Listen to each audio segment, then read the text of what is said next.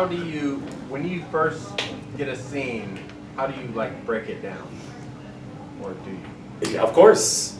I mean, listen, again, I think this is where people start to really get in their heads about stuff. I always just teach, know it and then throw it. But like if you were here auditing last night, which you weren't, but in that master class, we're always kind of working with script in hand. And it's counterintuitive at first because you think that your best work comes from memorization. It's actually been proven it's the opposite. It actually interferes with the part of you that's spontaneous and instinctual, that's more reactive. So what we're training actors to do first is just to listen and react in an unfiltered way, which is very dangerous and very scary because we control everything.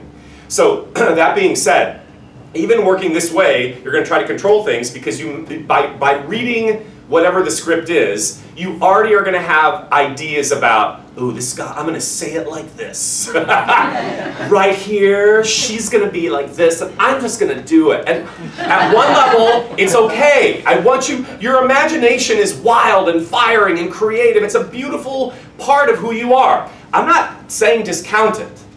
And actually, your first read on something, here's something nobody ever taught me, and I don't think I've even said this before. Your first read on something is your read. Holy crap. You guys, you gotta get this. That means it's your way. Already, that's the big truth bomb about how we teach. The way Todd reads something and gets information about the guy he's gonna play is different than how I might read it, because my autobiography is different than his. So what we're asking you to do then is get up and don't deviate from your own badass wanting to do it your way.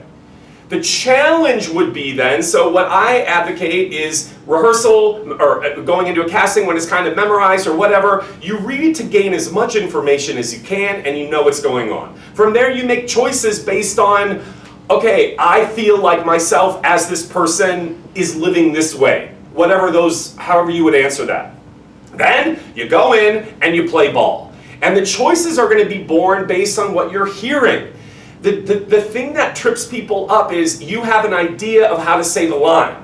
And in the moment, something else is happening. And you ignore what you're really feeling and instead play how you think the line should be said. You guys, that creates acting, and that's unreal.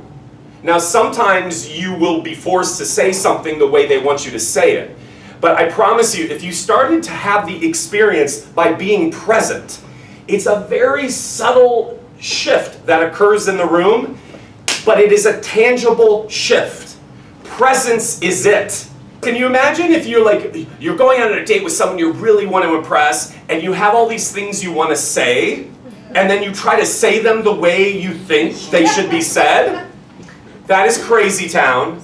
And unless the person you're with is also not crazy, chances are there will not be a second date. Because people can smell that lie. That is the most important thing. If you just trusted your own first impulse on something when you read it, why don't you? Be more steadfast in your point of view. We are